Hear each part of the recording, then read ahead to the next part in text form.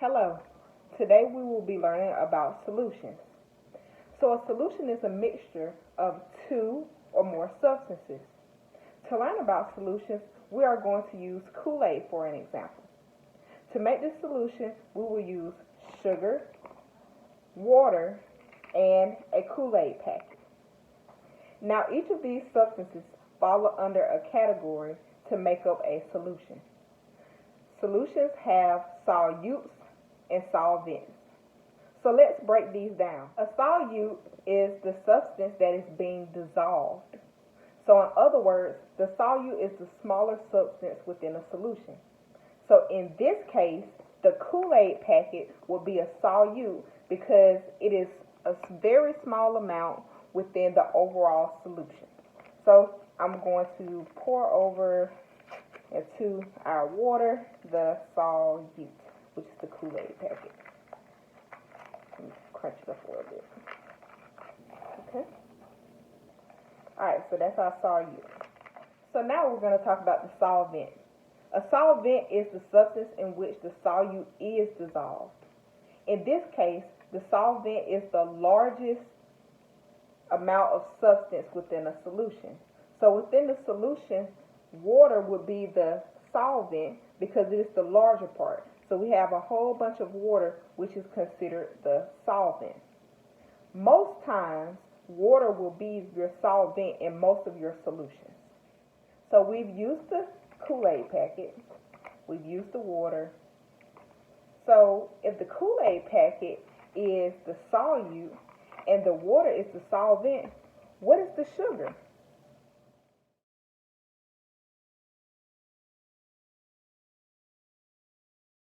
You guessed it. Sugar is a solute as well. Sugar is still a smaller part of the solution than water. So in this case, we have two solutes and one solvent. So let's go ahead and pour this sugar over into the solution.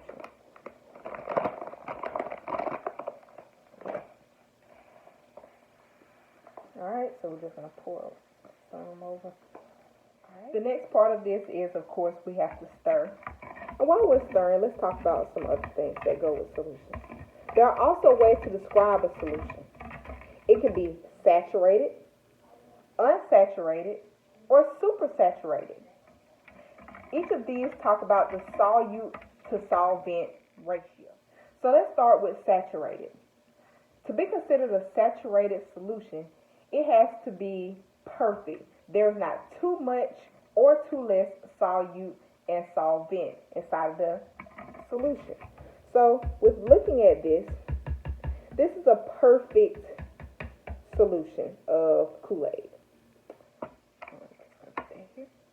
Alright, it's not too much sugar or Kool-Aid packet, and it's not too less of it as well. So this would be considered a saturated solution. The second one, supersaturated. If I were to add some more sugar, this will be considered supersaturated. So I'll show you an example. So if I pour a whole bunch of more sugar, just a whole bunch of sugar. Okay. If you look very closely, you see the sugar sits at the bottom. That's because it's supersaturated, meaning this is way more solute than it is solvent. An indication of it is, of course, like I said, you have sugar that rests at the bottom. Your solute just rests at the bottom. The last way that we can describe a solution is unsaturated. So if we know that saturated is perfect, supersaturated is too much, what do we think that unsaturated means? Well, unsaturated means it is too less. So if I were to remove all of the sugar inside of this solution, this would be considered unsaturated. So there's no way that I can really do that right now, unless I just add a whole bunch of more water to it, and way more water, which I don't even have a big enough pitcher for. But if I were to remove the sugar and I just would have put just this much sugar in it, that would be considered unsaturated. So it's not enough. You can continue to put your solutes inside of it because it's not enough.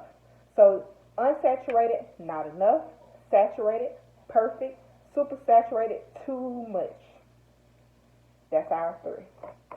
Saturated, supersaturated, unsaturated. And lastly, we have concentration. Concentration is the amount per space, meaning the amount of solute that is being dissolved in the solvent. And that's it. That is our solutions, all about solutions. Do you feel confident